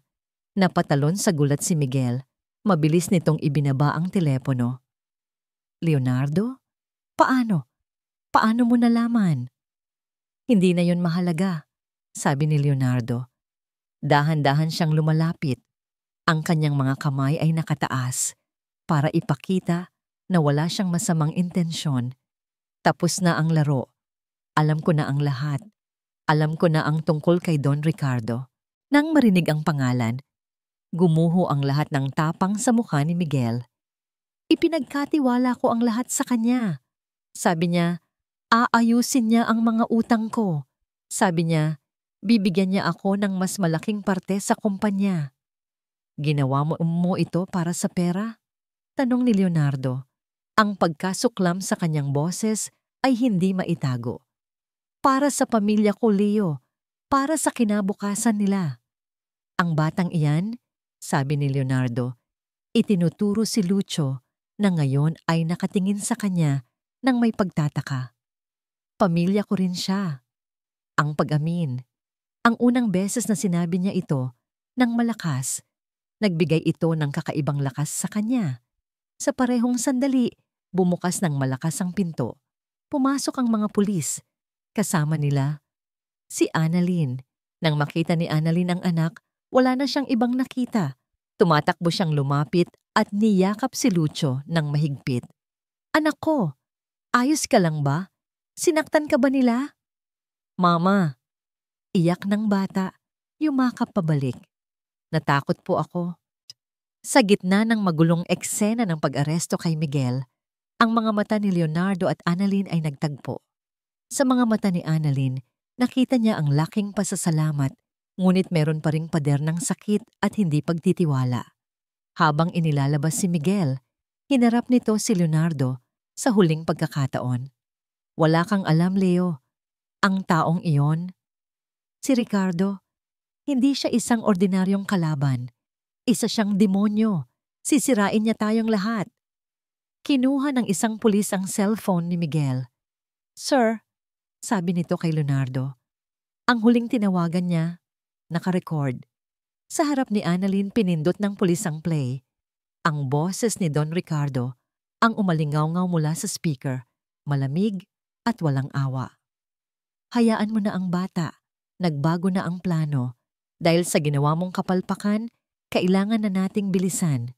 Bukas, sa emergency board meeting, sisirain ko si Leonardo at pagkatapos, uubusin ko ang lahat ng De La Vega kasama na ang 5 bastardo ng traidor na si Annalyn Cruz. Ang hangin ay tila nawala sa loob ng bodega. Ang bawat salita ay isang patunay, isang hatol. Napatingin si Annalyn kay Leonardo. Ang pader sa pagitan nila ay nagsimulang magkaroon ng mga bitak.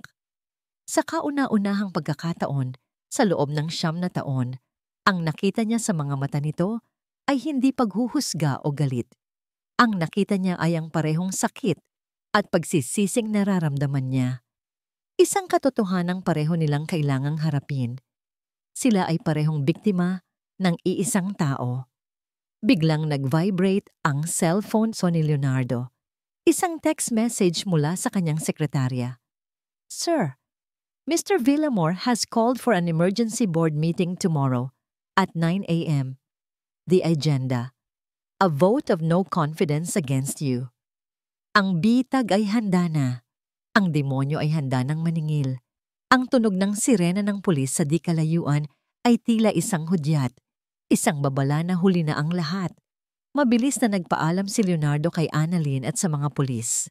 Ang kanyang isip ay tumatakbo nang mas mabilis pa sa kanyang sasakyan habang tinatahak niya ang EDSA pabalik sa Makati. Ang bawat segundo ay mahalaga. Ang bawat pulang ilaw ay isang kalaban. Ang emergency board meeting. Ang bitag ni Ricardo. Alam niyang ito na yon. Ang huling galaw. Ang checkmate. Ngunit hindi siya papayag. Hindi ngayon. Na alam na niya ang lahat. Lalaban siya. Para sa kanyang ama. Para sa pangalan ng De La Vega. Para kay Annalyn. At para sa 5 niyang anak. Huminto ang kanyang sasakyan sa tapat ng De La Vega Tower. Hindi na niya ito ipinarada. Nang maayos, tumatakbo siyang pumasok sa lobby. Ang kanyang damit ay may bahid pa ng alikabok mula sa bodega. Ang mga empleyado ay napapatingin sa kanya, nagtataka sa itsura ng kanilang CEO. Wala siyang pakialam. Pinindot niya ang buton ng private elevator, ngunit hindi ito bumukas. Sinubukan niya ang kanyang access card.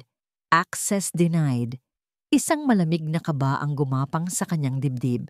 Tumakbo siya papunta sa public elevators. Pagdating niya sa executive floor, ang pinto ng boardroom ay sarado na. 2 security guard na hindi niya kilala ang nakabantay. "Sir, sorry po," sabi ng isa, humaharang sa kanyang daan. "The meeting has already started. Bawal na po pumasok." "Ako ang CEO ng kumpanyang ito," sigaw ni Leonardo. Sinusubukang itulak ang guard. "Wala kang karapatang pigilan ako." "Pasensya na po, Sir Leonardo," sabi ng guard. Mas matatag ngayon. Utos po ni Acting Chairman Villamore. Acting Chairman. Ang mga salitang iyon ay tumusok sa kanya na parang kutsilyo. Sa pamamagitan ng salaming pader ng boardroom, kitang-kita niya ang lahat. Si Don Ricardo, nakatayo sa dulo ng mesa, sa pwesto ng kanyang ama, sa kanyang pwesto. Ang mukha nito ay puno ng kalungkutan at pag-aalala, isang perpektong maskara. Isang desisyon na napakabigat sa aking puso. Dinig niyang sabi ni Ricardo, ang boses nito ay bahagyang naririnig sa labas. Ngunit ang kapakanan ng De La Vega Corporation ang dapat nating unahin. Ipinakita ni Ricardo sa screen ang mga dokumento, mga pekeng bank statement, mga pekeng email, ang malaking wire transfer sa account ni Tito Miguel. Ngunit sa bersyon ni Ricardo, ang nag-utos ng transfer ay si Leonardo, isang paraan ng pagbabayad sa kanyang tiyuhin para sa espesyal na serbisyo. Ang pagkawala ng bata ay isang trahedya, patuloy ni Ricardo. Ngunit mas malaking trahedya na ang ating CEO, sa kanyang desperasyon na kontrolin ang lahat, ay siya mismo ang nasa likod nito para guluhin ang merkado at palabasin na biktima ang kanyang sarili. Isang malakas na bulungan ang pumuno sa silid. Tumingin si Leonardo sa mga mukha ng board members, ang kanyang mga tiyahin, ang kanyang mga pinsan, ang mga taong kasama niyang lumaki. Nakita niya ang pagdududa sa kanilang mga mata, na dahan-dahang napalitan ng paniniwala sa mga kasinungalingan ni Ricardo. Sinuntok ni Leonardo ang salamin, ngunit walang nakarinig. Siya ay isang multo sa labas ng sarili niyang buhay, pinapanood ang sariling pagbitay. All those in favor of the vote of no confidence against CEO Leonardo de la Vega, please raise your hands. Isa-isang nagtaas ng kamay. Kahit ang mga miyembro ng kanyang sariling pamilya, walang nag-atubili, walang tumingin sa kanyang direksyon. Tapos na. Ang pinto ay bumukas. Isa-isang lumabas ang mga board members, iniiwasan ng kanyang tingin na parang mayroon siyang nakakahawang sakit. Ang huling lumabas ay si Don Ricardo. Huminto ito sa harap niya. Ang maskara nito ay wala na. Ang natira ay isang malamig at mapanuyang ngiti ng tagumpay. Tapos na ang laro. Leonardo, mahinang sabi nito. Sapat lang para marinig niya. Salamat sa paglalaro. Pagkatapos ay naglakad na ito palayo. Iniwan si Leonardo na nakatayo roon, wasak at talunan. Ang paglakad niya palabas ng boardroom, pababa sa elevator, at patawid sa lobby ay isang bangungot na paulit-ulit. Ang mga bulungan na dati ay papuri, ay ngayon ay puno ng paghuhusga. Ang mga matang dati ay puno ng paghanga, ay ngayon ay puno ng awa at pagkasuklam. Paglabas niya ng naglalakihang salaming pinto ng De La Vega Tower, isang pamilyar na buhos ng ulan ang sumalubong sa kanya. Tumayo siya roon, sa gitna ng agos ng mga taong nagmamadali, hindi alintana ang pagkabasa. Tumayo siya sa eksaktong lugar kung saan tumayo si Annalyn 9 na taon na ang nakalipas. Ngayon, naiintindihan na niya ang kahihiyan, ang sakit, ang pakiramdam ng pagiging mag-isa sa mundo. Wala na sa kanya ang lahat, ang kanyang kumpanya, ang tiwala ng kanyang pamilya, ang pangalan na ipinagmamalaki niya. Lahat ay kinuha sa kanya. Lahat ay nawala. O halos lahat. Sa gitna ng kanyang pagkawasak, isang mukha ang pumasok sa kanyang isipan.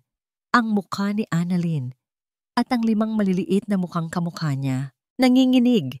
Kinuha niya ang kanyang cellphone mula sa bulsa. Hinanap niya ang numero ni Annalyn, ang tanging numero na may kahulugan pa sa kanya ngayon. Itinapat niya ito sa kanyang tainga. Habang ang ulan ay patuloy na bumubuhos sa kanyang mukha, humahalo sa mga luhang hindi niya namalayang tumutulo na pala. Nang sagutin nito ang tawag, isang salita lang ang nagawa nitong sabihin. Hello? Huminga ng malalim si Leonardo, sinusubukang buuin ang kanyang sarili. Ngunit ang boses na lumabas sa kanya ay basag, mahina, at puno ng isang bagay na matagal na niyang kinalimutan, ang pangangailangan sa tulong. Annalyn, kailangan kita. Nakatitig si Annalyn sa labas ng bintana ng kanyang opisina sa Viridian Holdings. Ang ulan ay malakas, binubura ang mga ilaw ng syudad sa ibaba. Kanina pa siyang nakauwi mula sa police station, ngunit ang takot at adrenaline ay nasa kanyang sistema pa rin. Si Lucio ay ligtas nang natutulog sa kanyang kwarto, kasama ang kanyang 4 na kapatid na hindi humihiwalay sa kanyang tabi. Ngunit si Annalyn ay hindi mapakali. Ang record ng boses ni Ricardo, ang mukha ni Leonardo sa bodega, ang text message na ipinakita nito sa kanya bago ito umalis. Tapos ang tawag. Annalyn, kailangan kita. Ang basag na boses na yon, ang boses ng isang lalaking nawalan ng lahat. Ang parehong pakiramdam na dinanas niya 9 na taon na ang nakalipas. Ang isang bahagi niya ay gustong magdiwang. Ito na ang hustisya, ang karma. Ngunit ang malaking bahagi niya ay nakaramdam ng isang bagay na hindi niya inaasahan. Awa. Hindi niya alam kung ano ang nag-udyok sa kanya. Ngunit binigay niya ang address ng isang maliit at tahimik na coffee shop na malapit sa kanyang opisina. Magkita tayo doon after 1 hour. At ngayon, narito siya. Naghihintay. Nag-aalinlangan. Tama ba ang ginawa niya? Matapos ang lahat ng sakit, bakit niya ito tinutulungan? Para sa mga anak ko. Ito ang sagot na paulit-ulit niyang sinasabi sa sarili. Hindi dahil kay Leonardo, kundi dahil si Don Ricardo ay isang direktang banta sa kanyang mga anak. At sa ngayon, ang nag-iisang taong may kakayahang tulungan siyang pabagsakin ito ay ang lalaking kasama niyang winasak nito. Ang kalaban ng aking kalaban ay aking kakampi. Kahit sa sandaling panahon lang, isang pamilyar na figura ang pumasok sa coffee shop, basang-basa ng ulan. Si Leonardo. Ngunit hindi ito ang Leonardo na kilala niya. Wala ang mamahaling suit. Wala ang aroganteng tindig. Ang lalaking naglalakad palapit sa kanyang mesa ay mukhang isang sundalong sugatan mula sa isang digmaan. Umupo ito sa harap niya, hindi makatingin ng diretso sa kanyang mga mata. Nag-order ang waiter para sa kanila, ngunit pareho silang hindi gumalaw. Ang katahimikan sa pagitan nila ay mabigat, puno ng mga salitang hindi masabi sa loob ng 9 na taon. Si Annalyn ang unang nagsalita. Ayos ka lang? Isang simpleng tanong, ngunit ang bigat ay katumbas ng isang dekada. Umiling si Leonardo, isang mapait na tawa ang kumawala sa kanya. Ayos? Tinanggalan ako ng lahat, Annalyn. Ang kumpanya, ang pamilya ko, ang pangalan ko. Lahat ng pinaniwalaan ko ay isang kasinungalingan. Sa wakas ay tumingin ito sa kanya. At sa mga mata nito, nakita ni Annalyn ang isang bagay na matagal na niyang hinahanap noon. Pagsisisi, totoo at walang halong pagkukunwari. Patawarin mo ako, sabi nito. Ang boses ay halos pabulong. Walang araw na hindi ko pinagsisihan ang ginawa ko sa'yo. Nabulag ako, Annalyn. Nabulag ako sa tiwala ko kay Ricardo, sa aking pagiging arogante. Pinaniwalaan ko ang mga kasinungalingan niya dahil mas madaling maniwala sa mga iyon kaysa tanggapin na maaring nagkamali ako. Hindi siya sumagot. Hinayaan lang niya itong magsalita. Inilabas ni Leonardo ang kanyang cellphone at ipinakita sa kanya ang mga litratong kinuha niya mula sa war room ni Ricardo. Ang kanyang litrato. Ang mga litrato ng kanilang mga anak, ang buong plano. Hindi lang ito tungkol sa kumpanya, sabi ni Leonardo. Gusto niyang kunin ang lahat, maging ang mga bata. Gusto niyang sirain ang anumang bakas ng pamilya de la Vega. At kayo ang pinakamalaking banta sa kanyang plano. Ngayon, naintindihan na ni Annalyn. Ang galit niya kay Leonardo ay napalitan ng isang mas malaking takot para kay Ricardo. Kaya pala, bulong niya. Kailangan natin siyang pigilan, Annalyn. Sabi ni Leonardo, ang kanyang boses ay may bagong determinasyon. Bukas ng umaga ang shareholders meeting. Doon, opisyal na siyang ipoproklama bilang bagong chairman. Iyon na ang huling pagkakataon natin. Paano? Tanong ni Annalyn. Wala ka ng kapangyarihan. Isa ka na lang ordinaryong shareholder. At ako? Ako ang kalaban. Walang maniniwala sa akin.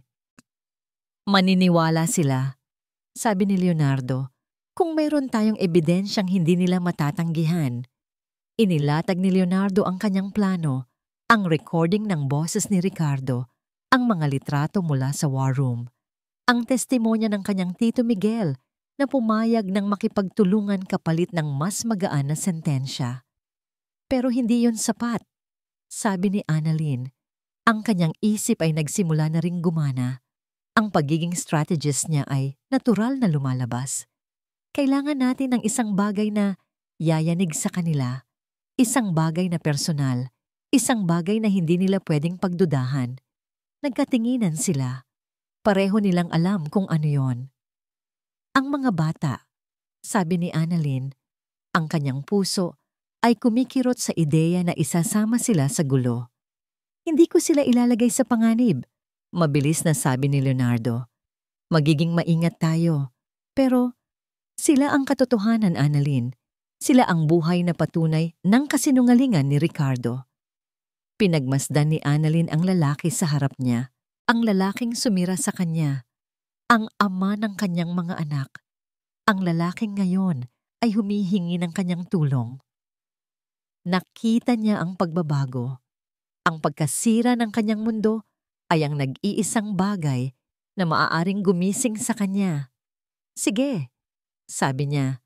Pagkatapos ng mahabang katahimikan, gawin natin to. Hindi niya sinabi kung para kanino. Hindi para sa kanya. Hindi para sa De La Vega. Para sa mga anak ko. Tumango si Leonardo, isang bahagyang kislap ng pasasalamat sa kanyang mga mata. Sa unang pagkakataon, sa loob ng 9 na taon, sila ay nasa iisang panig.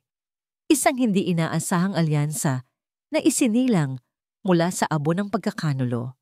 Ginugol nila ang natitirang bahagi ng gabi sa coffee shop. Sa ibabaw ng mga pinalamig na tasa ng kape, binubuo ang kanilang plano. Ang bawat detalye ay pinag-usapan.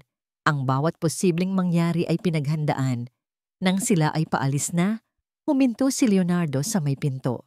Annalyn, tawag nito. Salamat. Hindi sumagot si Annalyn. Tumingin lang siya sa kanya. Handa ka na bang harapin ang lahat? Tanong niya. Ang kanyang boses ay seryoso. Dahil bukas, pagkatapos nito, wala nang balikan. Tumingin si Leonardo sa labas, sa ulan na unti-unti nang tumitila.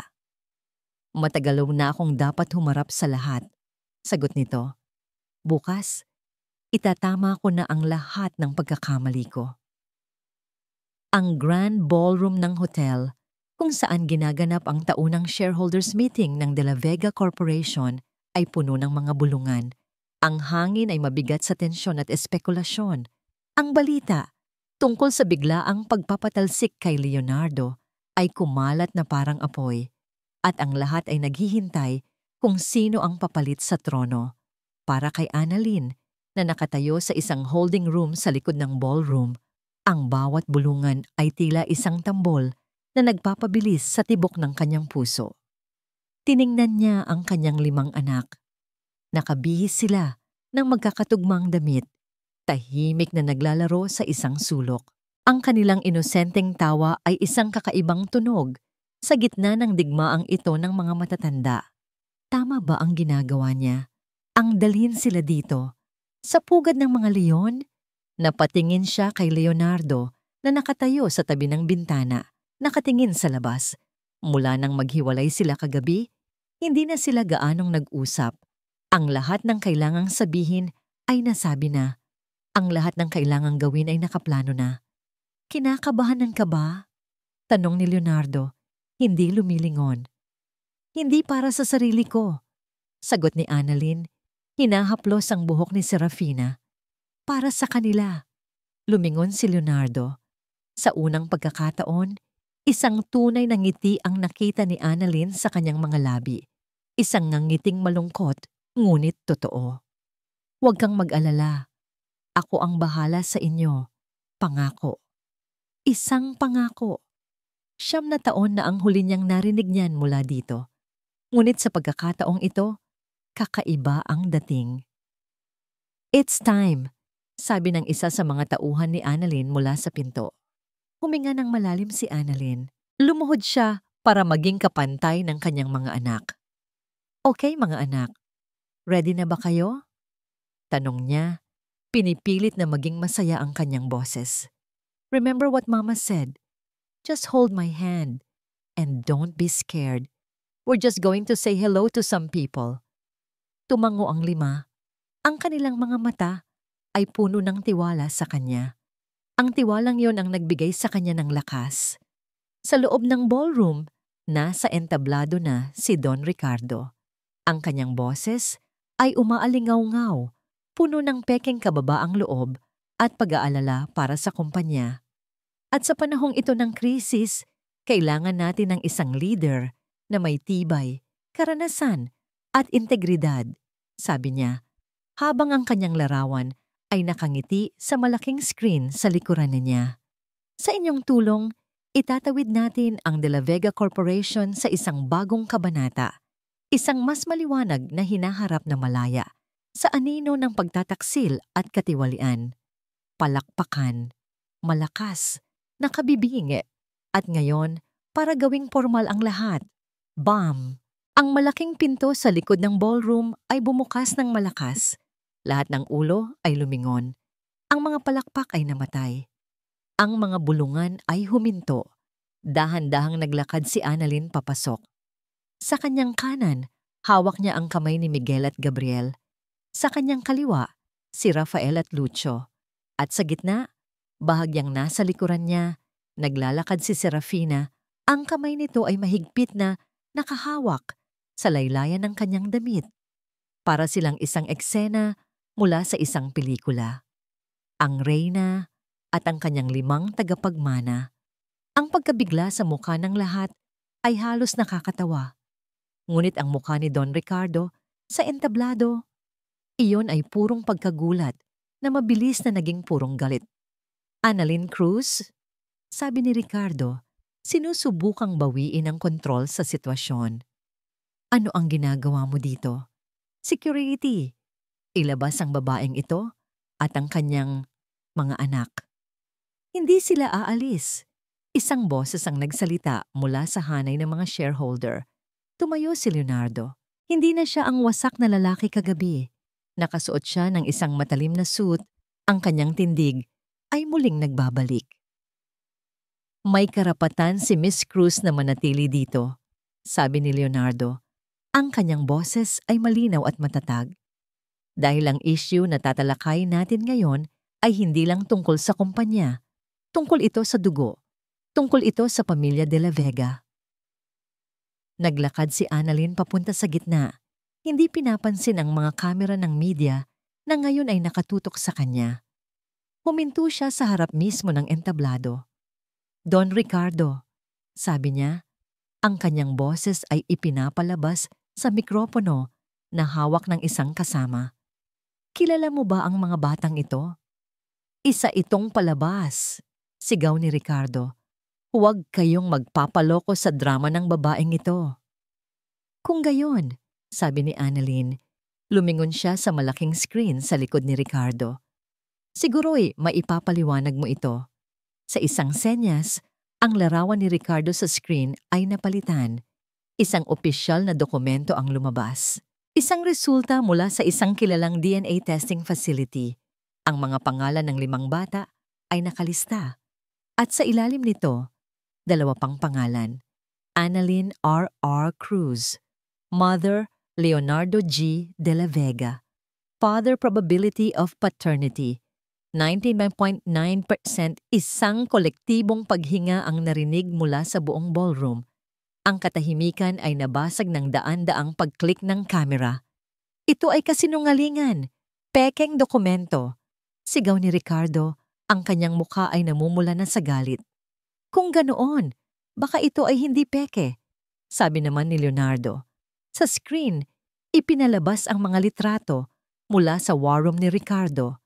Ang mga plano, ang mga profile ng board members, ang mga pulang sinulid, ang pangalang Project Legacy's End, at pagkatapos ang huling alas, ang audio recording.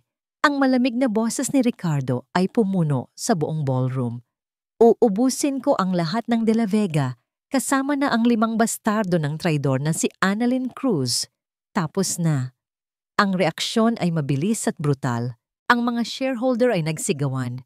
Ang mga miyembro ng pamilya De La Vega ay napatingin kay Ricardo nang may pagkasuklam. Si Ricardo, na ngayon ay nasa sulok, ay tila isang hayop na nasukol. Ang kanyang mga mata ay nag-aapoy sa galit, nakatutok hindi kay Leonardo, kundi kay Annalyn at sa mga bata. Ikaw! Sigaw niya, itinuturo si Annalyn. Sinira mo ang lahat. Dapat ay nanatili ka na lang sa basura kung saan ka nanggaling. Sa isang iglap, tumakbo ito pababa ng entablado, patungo sa kanila. Ngunit bago pa ito makalapit, hinarang na siya ng mga security guard at mga pulis na kanina pa pala nag-aabang sa mga gilid. Habang hinihila si Ricardo palabas, nagpupumiglas at nagsisigaw ng mga sumpa. Ang buong ballroom ay nasa ganap na kaguluhan. Sa gitna ng lahat ng ito, si Annalyn ay nakayuko. Niyayakap ang kanyang mga anak. Pinoprotektahan sila mula sa sigawan at liwanag ng mga kamera. Naramdaman niya ang isang presensya sa kanyang tabi. Lumuhod din si Leonardo. Inilagay nito ang kanyang mga braso sa paligid nilang lahat na bumubuo ng isang panangga. Sa gitna ng kaguluhan, sa gitna ng kanilang nasirang mundo, sa kauna-unahang pagkakataon, sila ay isang pamilya. Habang nakatingin si Annalyn sa mga mata ni Leonardo, nakita niya ang luhang namumuo dito. Isang luha ng pagsisisi, ng pasasalamat, at ng isang bagong simula. Ang digmaan ay tapos na, ngunit ang paghilom ay ngayon palang magsisimula. Lumipas ang ilang linggo. Ang alikabok na nilikha ng pagsabog sa shareholders meeting ay dahan-dahan nang humuhupa. Ang balita tungkol kay Don Ricardo Villamore at sa kanyang mga krimen ay naging pambansang iskandalo. Ang De La Vega Corporation, na halos bumagsak, ay nasa ilalim ngayon ng isang interim management committee. Marami sa pamilya De La Vega ang lumapit kay Leonardo. Humihingi ng tawad, ngunit ang tiwalang nasira ay hindi na maibabalik pa sa isang iglap. Para kay Annalyn, ang buhay ay bumalik sa isang bagong uri ng normal. Ang Veridian Holdings ay mas matatag kaysa dati, ngunit ang kanyang focus ay wala na sa boardroom, nasa bahay na. Isang hapon, habang nakaupo siya sa hardin ng kanilang bahay, pinapanood ang kanyang 5 anak na naghahabulan sa damuhan. Isang pamilyar na pakiramdam ng kapayapaan ang bumalot sa kanya. Ito ang unang pagkakataon sa loob ng 9 na taon na ang kanyang puso ay tunay na tahimik. Ngunit may isang piraso pa rin na hindi buo. May bisita sila ngayon. Nakaupo si Leonardo sa isang upuan sa di kalayuan. Tahimik na pinapanood din ang mga bata. Hindi na siya ang makapangyarihang CEO o ang wasak na lalaki. Ang Leonardo na narito ngayon ay simple lang, isang ama na sinusubukang hanapin ang kanyang lugar. Araw-araw siyang dumadalaw mula noong mangyari ang insidente. Hindi siya nagmamadali. Hindi siya namimilit. Dahan-dahan niyang ipinapakilala ang kanyang sarili sa mga bata. Minsan, may dala siyang laruan. Minsan, ice cream. Minsan uupo lang siya at panonoorin sila na tila sinusubukang kabisaduhin ang 9 na taon na nawala sa kanya. Ang mga bata, sa kanilang natural na pagkamausisa, ay unti-unti na ring nasasanay sa kanya. Tinatawag nila siyang Tito Leo. Lumapit si Annalyn at umupo sa tabi niya. Matagal silang hindi nagsalita. Hinahayaan ang tawanan ng mga bata na puna ng katahimikan. "Salamat," sabi ni Leonardo sa wakas, hindi tumitingin sa kanya. "Sa pagpapahintulot mo sa akin na gawin ito, na makilala sila. Karapatan mo rin naman," mahinang sagot ni Annalyn. "At karapatan din nila." Tumingin si Leonardo sa kanya at sa mga mata nito, nakita ni Annalyn ang bigat ng lahat ng pagsisisi nito. "Wala akong karapatan, Annalyn. Hindi pagkatapos ng lahat ng ginawa ko. Sinuwerte lang ako na binigyan mo ako ng pangalawang pagkakataon." Tumayo ito at lumapit kay Annalyn. Sa isang kilos na puno ng pag-aalinlangan, lumuhod ito sa kanyang harapan, sa ibabaw ng damo. "Annalyn Cruz," sabi nito. Ang kanyang boses ay nanginginig. "Patawarin mo ako. Hindi lang para sa pagtataboy ko sa'yo, kundi para sa bawat araw sa loob ng 9 na taon na hindi ako nasa tabi mo. Patawarin mo ako sa bawat hirap na pinagdaanan mo mag-isa, sa bawat luhang pumatak dahil sa akin. Patawarin mo ako dahil hindi ako naging ama sa ating mga anak noong panahong pinakakailangan kanila." Ang mga luhang hindi na pumatak ni Annalyn sa loob ng maraming taon ay nagsimula ng bumuhos. Hindi ito luha ng sakit, kundi luha ng paglaya. Marahan niyang hinawakan ng pisngi nito at itinaas ang kanyang mukha. "Tumayo ka, Leo." Nang tumayo ito, ginawa ni Annalyn ang isang bagay na pareho nilang hindi inaasahan. Niyakap niya ito. Sa una, nanigas si Leonardo sa gulat. Pagkatapos, dahan-dahan, naramdaman niya ang mga braso nito na yumakap pabalik sa kanya, mahigpit, na parang isang taong nalulunod na nakahanap ng kaligtasan. "Pinapatawad na kita," bulong niya. "Matagal na. Kailangan ko lang patawarin ang sarili ko." Nang maghiwalay sila, pareho silang nakangiti sa gitna ng kanilang mga luha. Biglang tumahimik ang paligid. Napalingon sila. Ang 5 bata ay nakatayo sa di kalayuan, nakatingin sa kanila. Ang kanilang paglalaro ay huminto. Sa mga mukha nila ay may pagtataka. Dahan-dahang lumapit si Miguel, ang pinakamatapang sa 5. Huminto ito sa harap ni Leonardo. Tinitigan niya ito mula ulo hanggang paa. "Ikaw po ba?" tanong ng bata. Ang boses ay seryoso. "Ikaw po ba yung nasa malayo?" Nalito si Leonardo. "Anong malayo?" Lumingon si Miguel kay Annalyn. "Mama always said our papa was in a very faraway place." Naramdaman ni Annalyn na huminto ang kanyang puso.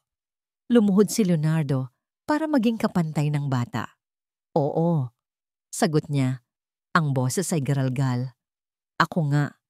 At patawarin mo ako kung natagalan akong makauwi." Ang 4 pang bata ay lumapit na rin, pinalibutan si Leonardo. Tinitingnan siya, sinusuri na parang isang bagong bagay na ngayon lang nila nakita. Pagkatapos ng tila isang walang hanggang katahimikan, si Serafina ang bumasag dito. Sa isang maliit at mahiyain na boses, nagtanong ito, "Papa?" Ang isang salitang yon ay parang isang susi na nagbukas ng lahat ng dam. "Papa," sabi naman ni Lucio. "Papa," sabi ni Rafael at Gabriel. "Papa," sabi ni Miguel, na may ngiti na sa wakas, sabay-sabay. Isang koro ng 5 boses na matagal nang hinintay ni Leonardo. Hindi na niya napigilan. Ang mga luha ay malayang bumuhos mula sa kanyang mga mata habang niyayakap niya ang kanyang 5 anak sa kauna-unahang pagkakataon. Niyakap din siya ng mga ito pabalik. Nakatayo si Annalyn sa isang tabi, tahimik na lumuluha habang pinapanood ang eksenang matagal na niyang pinangarap ngunit hindi inakalang magkakatotoo. Ang kanilang imperyo ay hindi gawa sa salapi o mga gusali. Ang kanilang imperyo ay ito. Itong sandaling ito. Isang pamilyang muling nabuo mula sa mga piraso ng nasirang nakaraan. Lumapit si Leonardo sa kanya, kasama pa rin ang mga bata na nakakapit sa kanya. Inilahad nito ang kanyang kamay. Oras na para bumuo ng sarili nating imperyo, sabi nito. Inuulit ang mga salitang narinig nito mula sa isang business forum sa Singapore. 9 na taon na ang nakalipas. Isang kwentong ibinahagi ni Annalyn sa kanya kagabi. Ngumiti si Annalyn, isang tunay na ngiti na nagmula sa kanyang kaluluwa. Tinanggap niya ang kanyang kamay. Magkahawak kamay sa ilalim ng ginintuang sinag ng papalubog na araw. Sabay nilang pinanood ang kanilang 5 bituin. Hindi na sila mga bituin sa dilim. Sila na ngayon ang liwanag na gagabay sa kanilang bagong simula. At dito nagtatapos ang kwento ni na Annalyn at Leonardo. Isang kwentong isinilang sa sakit, sinubok ng kasinungalingan, ngunit sa huli ay pinagbuklod ng pagpapatawad at walang hanggang pag-ibig para sa kanilang 5 bituin. Maraming salamat sa inyo, aming mga minamahal na tagapakinig, sa pagsama sa amin sa bawat kabanata ng kanilang paglalakbay. Mula sa pinakamadilim na sandali ng pagtataksil hanggang sa pinakamatamis na tagpo ng muling pagsasama, naramdaman namin ang inyong suporta.